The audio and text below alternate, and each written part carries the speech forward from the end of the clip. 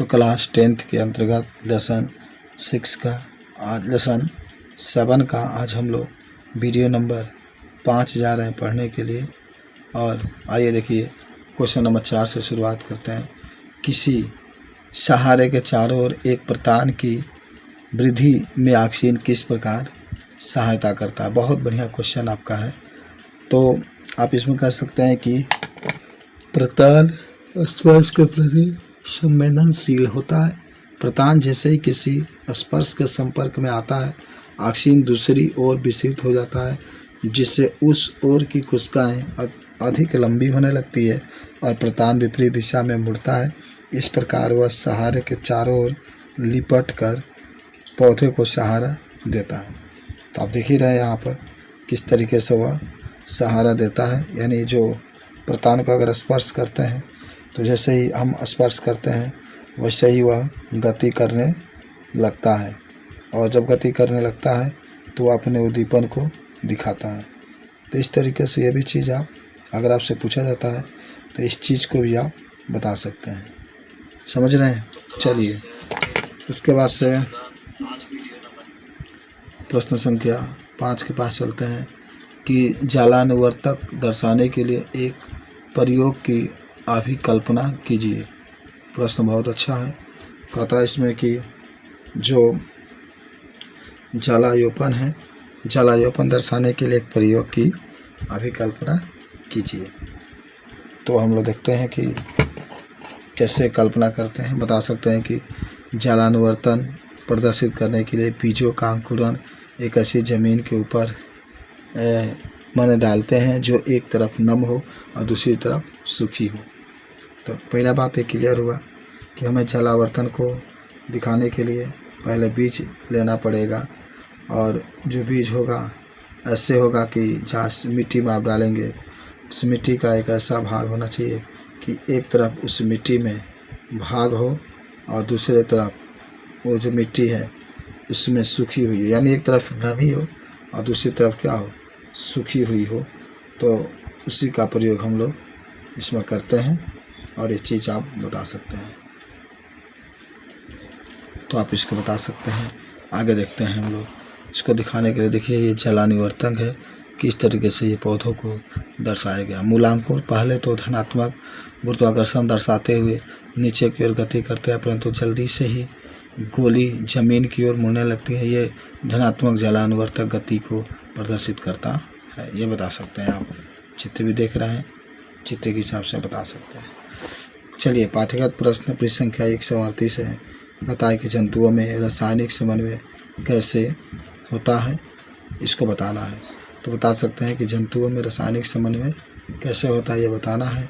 कि जंतुओं में रासायनिक समन्वय कुछ रासायनिक पदार्थ जिसे हार्मोन्स कहते हैं के द्वारा होता है। तो आप समझ गए बात को कि जंतुओं में रासायनिक समन्वय कुछ रासायनिक पदार्थ जिसे हार्मोन्स कहते हैं के द्वारा होता है। यह अंतःस्रावी ग्रंथियों द्वारा स्रावित होते हैं। स्रावित होने वाले हार्मोन्स का आगे आप बता सकते हैं। स्रावित होने वाले हार्मोन्स का समय और मात्रा का नियंत्रण पुनर्भरण क्रिया विधि से किया जाता है। चलिए प्रश्न 2 है कि आयोडीन युक्त नमक का उपयोग की सलाह क्यों दी जाती है। आयोडीन युक्त जो नमक होता है उसका व्यक्तियों को उपयोग करना चाहिए, इसकी सलाह क्यों दी जाती है। तो आप कह सकते हैं कि आयोडीन युक्त नमक के उपयोग की सलाह इसलिए दी जाती है क्योंकि आयोडीन थायराइड ग्रंथि जो कार्बोहाइड्रेट, वसा और प्रोटीन के उपचार हेतु थायरॉक्सिन हार्मोन स्रावित करने के लिए आवश्यक है। ये हार्मोन संतुलित वृद्धि और विकास के लिए उत्तरदायित्व है। आयोडीन की कमी से घेंगारू हो जाता है। तो हमारे शरीर में जो थायराइड ग्रंथि है उस थायराइड ग्रंथि को नियंत्रित रखता है, इसीलिए हम लोग आयोडीन युक्त नमक का प्रयोग करते हैं जिससे हमें घेंगारू नहीं होता है। चलिए प्रश्न संख्या 3 आपका दिखा रहा है कि जब एड्रेनल रुधिर में स्रावित होती है तो हमारे शरीर में क्या अनुक्रिया होती है। देख रहे हैं कि जब एड्रेनल रुधिर में स्रावित होती है तो हमारे शरीर में क्या अनुक्रिया होती है। तो आप देखिए कि एड्रेनलिन सीधे रक्त में स्रावित होता है तथा शरीर के विभिन्न भागों में रुधिर प्रवाह के साथ फैलता है। यह मुख्य रूप से हृदय पर प्रभाव डालता है, जिससे हृदय तेजी से धड़कने लगता है और पेशियों में ऑक्सीजन अधिक मात्रा में पहुंचाना शुरू करता है, जिससे पेशियां अधिक सक्रिय हो जाती है। ये पेशियां शरीर की विभिन्न क्रियाविधि का नियंत्रण करती है। उसके बाद से प्रश्न 4 आपका दिखाता है कि मधुमेह के कुछ रोगियों का चिकित्सा इंसुलिन का इंजेक्शन देकर क्यों की जाती है। आप देख रहे हैं यहाँ पर जो क्वेश्चन है, कहा जाता है कि मधुमेह के कुछ रोगियों की चिकित्सा इंसुलिन का इंजेक्शन देकर क्यों की जाती है। तो इंसुलिन का क्यों किया जाता है, आप देख सकते हैं कि उत्तर में कि इंसुलिन हार्मोन से रक्त शर्करा को नियंत्रित करता है। मधुमेह का मतलब शुगर। मधुमेह के रोगी में अग्नाशयी ग्रंथि अल्प सक्रियता के कारण यह हार्मोन कम मात्रा में स्रावित होता है, जिससे रक्त शर्करा बढ़ जाती है। इसके शरीर पर घातक परिणाम होते हैं, इसीलिए इंसुलिन का इंजेक्शन देकर रोगी को रक्त शर्करा को नियमित किया जा सकता है। तो इंसुलिन का इंजेक्शन देकर रोगी को रक्त शर्करा को नियंत्रित किया जा सकता है। अब अभ्यास प्रश्न पर प्रश्न संख्या 139 निम्नलिखित में से कौन सा पादप हार्मोन्स है। Insulin, thyroxine. मन आपको जो पादप हार्मोन्स है उसका नाम बताना है कि कौन इसमें पादप हार्मोन्स है। एक दिया गया है इंसुलिन, थायरॉक्सिन, एस्ट्रोजन कि साइटोकाइनिन। तो आप इसमें उत्तर में लिख सकते हैं साइटोकाइनिन। तो जो आपका साइटोकाइनिन है एक प्रकार का जो है ये पादप हार्मोन्स है। अच्छा, 2 तंत्रिका कोशिकाओं के मध्य खाली स्थान को क्या कहते हैं। सिनेप्स। प्रश्न यही कहता है कि 2 तंत्रिका कोशिका के मध्य जो खाली स्थान होते हैं उसको हम लोग क्या कहते हैं, सिनेप्स। अब देखिए एक और प्रश्न है तीसरा, कहता है कि मस्तिष्क उत्तरदायित्व है सोचने के लिए, हृदय स्पंदन के लिए, सी है शरीर का संतुलन बनाए रखने के लिए, डी है उपयुक्त सभी के लिए। तो आपका डी नंबर जो विकल्प है वो सही हो जाएगा, उपयुक्त सभी के लिए। चलिए अब आते हैं प्रश्न संख्या 4 के पास। हमारे शरीर में ग्राही का क्या कार्य है। प्रश्न यही है कि हमारे शरीर में ग्राही का क्या कार्य है। ऐसे स्थिति पर विचार कीजिए जहां ग्राही उचित प्रकार से कार्य नहीं कर रहा हो, क्या समस्याएं उत्पन्न हो सकती है। तो आप उत्तर में कह सकते हैं कि ग्राही हमारे ज्ञानेंद्रिया में स्थित एक श्राव कोशिकाएं होती है जो वातावरण से सभी सूचनाओं ढूंढ सकती है और उन्हें केंद्रीय तंत्रिका तंत्र में पहुंचाती है। मस्तिष्क के भाग अग्र मस्तिष्क में विभिन्न ग्राही के संबंधी आवेग प्राप्त करने के लिए क्षेत्र होते हैं।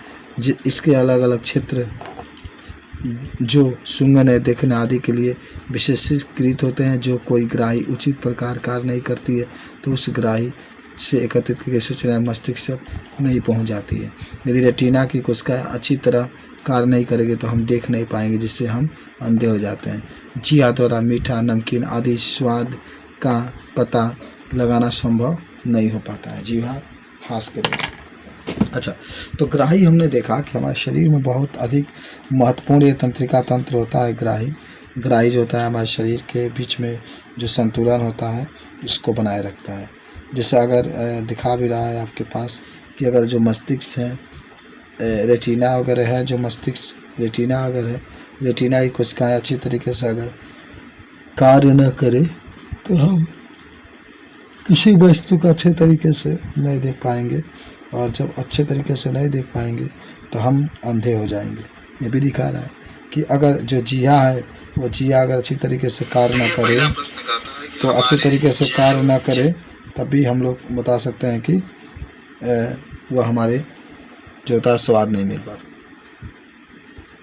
अब आता है क्वेश्चन नंबर 5 है, एक तंत्रिका कोशिका का संरचना बनाई तथा इसके कार्य का वर्णन की। देखिए यही है कोशिका संरचना, जिसको हम लोग तंत्रिका तंत्र भी कहते हैं। थोड़ा सा छोटा आपको बता देते हैं, यही है। इस तरीके से कौन क्या पाया जाता है आप देख रहे हैं। बता सकते हैं। देखिए ऊपर की हिस्सा में केंद्रक पाया जाता है। आप देख रहे हैं सबसे ऊपर आपके जो देख रहे हैं इसमें केंद्रक उपस्थित है, उसको बता सकते हैं। उसके नीचे कोशिकाएं उपस्थित है, इसको भी आप लिख सकते हैं कि उसके नीचे जो आपका उपस्थित भाग आप देख रहे हैं उसका नाम जो होगा कोशिकाएं होगा। उसके बाद से थोड़ा सा और नीचे जब आप आएंगे तो आप इसमें देख सकते हैं कि एक्सान है, जिसको आप तंत्रिकाक्ष भी कहते हैं, और उधर सबसे ऊपर जो है वृत्ति है, फिर वृत्तांक है, वृत्तांक को हम लोग धुनका भी कहते हैं। तो देख लीजिएगा ये आपकी तंत्रिका कोशिका की संरचना है। अगर कोई पूछता है तो आप इसको बता सकते हैं कि हाँ तंत्रिका कोशिका की ये संरचना है। जब भी पूछा जाता है तो इस चीज़ को आप ज़रूर बता देंगे।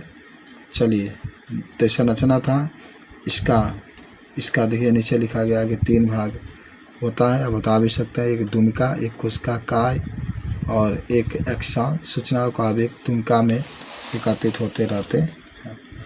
तो ये पूछा जाता है तो इस चीज़ को आप बता सकते हैं। और चलता है तो फिर एक्सान में से होता हुआ सिनेप्टिक्स में चला जाता है। आप देख रहे हैं, आप बता सकते हैं। फिर इससे पार करता हुआ एक न्यूरॉन से दूसरे में गुजरता हुआ मेरुरज्जु तक पहुंचता है। इसी प्रकार सूचनाएं मस्तिष्क से कार्यकारी अंग तक पहुंच जाती है। ठीक है, तो आगे के वीडियो हम लोग नेक्स्ट में पढ़ेंगे। धन्यवाद।